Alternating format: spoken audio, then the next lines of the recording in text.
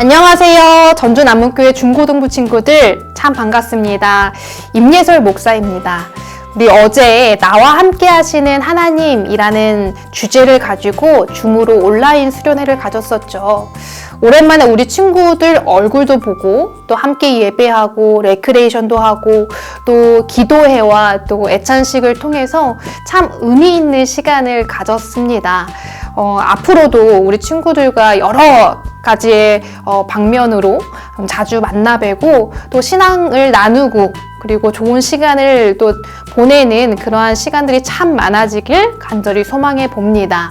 오늘은 사순절 둘째 주일입니다. 이번 한 주간도 우리 친구들 주님께서 말씀하시는 그 음성에 귀를 기울이며 정말 예수 그리스도의 그 십자가의 의미를 다시 한번 기억하고 묵상하는 우리 친구들이 되길 간절히 축복합니다. 오늘 말씀은 잃은 양 한 마리라는 제목으로 주님의 말씀을 전하도록 하겠습니다.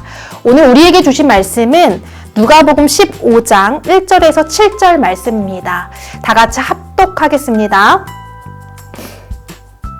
모든 세리와 죄인들이 말씀을 들으러 가까이 나아오니 바리새인과 서기관들이 수군거려 이르되 이 사람이 죄인을 영접하고 음식을 같이 먹는다 하더라. 예수께서 그들에게 이 비유로 이르시되 너희 중에 어떤 사람이 양 100마리가 있는데 그 중에 하나를 잃으면 99마리를 들에 두고 그 잃은 것을 찾아내기까지 찾아다니지 아니하겠느냐. 또 찾아낸즉 즐거워 어깨에 메고 집에 와서 그 벗과 이웃을 불러 모으고 말하되 나와 함께 즐기자. 나의 잃은 양을 찾아내어노라 하리라. 내가 너희에게 이르노니 이와 같이 죄인 한 사람이 회개하면 하늘에서는 회개할 것 없는 의인 99마리로 말미암아 기뻐하는 것보다 더하리라. 아멘. 친구들, 인싸와 아싸에 대해서 들어보셨나요? 인싸는 인사이더의 줄임말입니다. 각종 행사나 모임에 적극적으로 참여하면서 사람들과 어울려 지내는 사람을 바로 인싸라고 하죠. 한 공동체나 또 사회 중심 세력, 기득권층을 인싸라고 합니다. 반대로 아싸는 아웃사이더의 줄임말입니다. 이들은 사회 기성틀에서 벗어난 사람을 의미합니다. 물론 자발적으로 아웃사이더로 살아가는 사람들도 있습니다만 사실 이 사회에서는 원치 않지만 타의에 의해서 아웃사이더로 살아가는 많은 사람들이 있습니다. 이들은 인사이더와 또 인사이더가 이끄는 그 공동체에서 소외되거나 또 배제되기도 합니다. 그들의 자리는 그곳에 없는 것이죠. 최근 인기를 끌고 있는 SNS 클럽하우스가 있습니다. 이 SNS는 이전의 SNS와는 좀 다르게 음성만으로 소통하는 그러한 특징을 지니고 있어요. 근데 이 클럽하우스는 가입한다고 해서 아무나 이용할 수는 없습니다. 아이폰, 또 아이패드 등 애플 iOS에서만 이용이 가능하고 또 안드로이드 사용자는 이 대화방에 또 입장이 불가능합니다. 또 대화방에서 사람들은 관리자, 발언자, 청중으로 구분되는데 청중이 발언하고 싶어 손을 들어도 관리자가 이것을 거부하게 되면 청중은 발언을 할 수 없게 됩니다.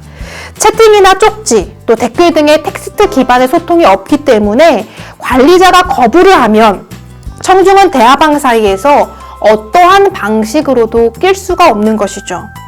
모두가 채팅방 안에 있지만 그 대화방 안에 있지만 인사이더와 또 아웃사이더는 명확하게 구분됩니다.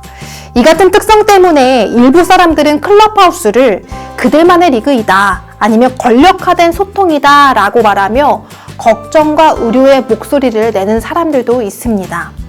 예수님 시대의 이스라엘에서도 인사이더와 아웃사이드는 확실하게 구분되어 있었습니다. 오늘 본문을 살펴보면 인사이더는 바리새인과 서기관들이었습니다. 이들은 율법을 토대로 자신들만의 사회를 구축했죠. 율법을 지키는 사람들을 의인으로 규정하고 또 율법을 지키지 않는 사람, 또 질병이 있는 사람, 이방인이나 세리 등을 죄인으로 여겼습니다. 그리고 그들의 기준에 통과된 의인만을 자신들의 리그에 초대했죠. 그들만의 리그에서 밀려난 죄인들은 이것에 대해서 문제를 제기하며 목소리를 내었지만 바리새인과 서기관들, 또 종교 기득권층들은 그들을 거부했습니다. 오히려 그들에게 부정한 자라는 프레임을 씌워서 그들과 대화도 하지 않았고 식사도 하지 않았고 접촉조차 하지 않으려 했습니다. 그런데 오늘 본문 누가복음 15장 1절에서는 죄인과 세리들이 예수님의 말씀을 들으러 예수님께 가까이 나아갔다라고 말합니다. 왜 그들은 예수님의 말씀을 들으려고 했던 것일까요? 바리새인과 서기관들의 말에서 우리는 그 이유를 찾을 수가 있습니다. 바리새인과 서기관들은 예수님이 죄인들을 맞아들이고 그들과 함께 식사를 하는 것에 대해서 불만을 제기했습니다. 다시 말해 예수님은 종교 기득권층들과 달리 죄인들을 환대했고 그들을 초청했으며 그들과 함께 식사를 나누었다는 것입니다. 당시 함께 식사를 한다는 것은 단순히 먹을 것을 함께 나눈다는 것 그 이상의 의미를 가졌습니다. 너와 내가 그리고 같이 함께 밥상 공동체를 나누는 우리가 서로 한 공동체이고 서로를 존중한다는 의미가 포함되어 있었다는 것입니다. 예수님은 이스라엘 사회 변두리에서 소외받고 조롱받던 죄인을 이웃으로 맞아주셨습니다. 이러한 예수님의 행동은 당시 사회에서는 정말 받아들일 수 없는 엄청난 충격적인 그런 행동이었습니다.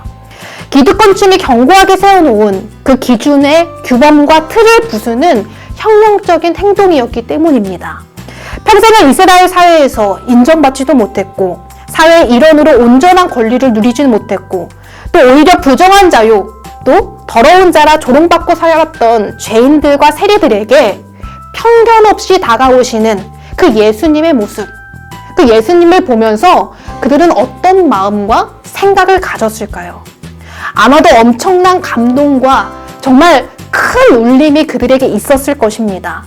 그래서 그들은 세상의 방식과는 다른 삶을 살아가는 그 예수님이 과연 어떠한 말씀을 하시는지 너무나도 궁금했을 것입니다. 아마 예수님의 말씀 속에 그들은 천대받고 무시당했던 그 삶이 어쩌면 달라질 수도 있겠다. 어쩌면 변화될 수도 있겠다라는 그 희망을 품고 예수님의 말씀을 들으러 나아갔을 수도 있습니다. 예수님은 죄인과 세리와 어울렸다며 자신을 비난하는 바리새인과 서기관들에게 양을 비유해서 말씀하십니다. 양의 비유는 어떤 내용일까요? 어떤 주인이 있었습니다. 그 주인은 양 100마리를 소유하고 있었는데요. 그 중에서 양 1마리를 잃어버리게 됩니다. 주인은 99마리를 들에 두고서는 잃은 양 1마리를 찾기 위해서 떠나게 됩니다. 그리고 결국 잃은 양을 찾아내어 양을 어깨에 메고는 집에 와서 이웃을 불러 함께 즐기고 기쁨을 나누었다라는 이야기입니다. 여기서 주인은 양을 어떻게 대하고 있나요? 동일하게 모든 양을 골고루 돌보고 대하고 있습니다. 주인은 우리에 있는 99마리만 소중한 것이 아니라 잃은 양 1마리까지도 소중하게 여기고 있습니다. 그래서 양 1마리를 잃었을 때 끝까지 그 양을 찾아다닙니다. 또한 99마리의 양과 1마리의 잃은 양을 구별짓지 않습니다. 우리 안에 있다고 해서 이 양은 의로운 양이다. 우리를 떠나 있다고 해서 이 양은 죄 있는 양이다 라고 차별하지 않습니다. 단지 울타리 안에 있는 양이고 또 울타리 밖에 있는 잃은 양일 뿐이지 모두가 주인이 볼 때는 똑같은 양입니다. 반면 바리새인과 서기관들은 사람을 의인과 죄인으로 구분짓고 또 차별하였습니다. 죄인을 천하며 부정한 자로 여기고 자신들과 다른 존재, 아니 그 존재조차 인정하지 않았습니다. 그러나 예수님은 오히려 그들이 죄인이라 칭하는 그 울타리에 들어올 수 없는 사람, 무리에 섞일 수 없는 사람, 힘이 없고 연약한 사람들에게 더 관심을 기울이셨고 주님께 돌아오는 이들을 주님께서는 기뻐 환대하시며 맞아주셨습니다. 이렇게 예수님은 이스라엘 사회에서 볼 수 없는 더 높은 차원의 사랑을 보여주셨습니다. 오늘 우리는 이 같은 예수님의 사랑을 정말 깊이 묵상해야 합니다. 여러분이 살아가는 사회에서 99마리의 양으로 살아가고 있습니까? 아니면 잃은 양 1마리의 모습으로 살아가고 있습니까? 만약 99마리의 양으로 살아가고 있다면 다수의 무리들과 어울리며 공동체에 속하였다는 그 사실에 만족하는 것으로만 살아서는 안 됩니다. 혹여 울타리 밖에 있는 벗어난 양이 있는지를 함께 살펴보아야 하며 그들을 찾아 나서야 합니다. 예수님처럼 사랑이 필요한 사람들에게 작은 손길을 내밀어 줄 수 있어야 합니다. 이것이 주님의 마음에 합한 자의 모습이고 주님의 눈으로 세상을 바라보고 주님의 마음으로 세상을 품는 사람들의 모습인 것이죠. 혹여 여러분이 잃은 양 한 마리로 살아가고 있습니까? 세상은 여러분을 울타리 밖으로 내어쫓고 여러분의 자리를 내어주지 않으려 하지만 주님께서는 여러분을 찾으신다는 그 사실을 기억하시기 바랍니다. 상처받고 슬피 울며 힘들어하는 여러분을 찾고 계시며 그분께서 여러분을 돌보십니다. 예수님은 99마리의 양뿐만 아니라 잃은 양 한 마리를 위해서도 십자가에 돌아가셨습니다. 주님께 돌아올 때 세상에 줄 수 없는 주님의 큰 사랑과 그 은혜를 우리는 받을 수 있습니다. 날씨가 풀리고 또 기온이 올라가는 요즘에 이제 조금씩 나뭇가지에 싹이 트고 푸른 몽우리가 올라오고 있는 이 시기입니다. 적절한 햇빛과 바람, 또 좋은 토양과 물이 있는 풍요로운 자리에서는 그 뿌리 내린 그 풀과 나무가 이제 시간이 지나게 되면 잎사귀가 자라나고 또 예쁜 꽃이 피어날 것입니다. 그러나 환경이 좋지 않은 그 변두리에서도 생명은 존재합니다. 빛이 들어오지 않는 그 임지에서도 이끼는 번식합니다. 척박한 돌틈 사이 흙 한 줌에도 들꽃은 피어납니다. 물이 없어 갈라진 건조한 그 사막에도 가시덤불과 선인장은 오롯이 자신의 자리를 지켜내고 있습니다. 이들은 좋은 토양과 물, 또 햇빛과 바람이 있는 그 자리에 피어난 인사이더 식물보다 화려하지 않을 수도 있습니다. 또 아웃사이더인 그들은 보잘것이 없어 사람들에게 외면받고 또 무관심 속에 밟혀서 찢겨질 수도 있습니다.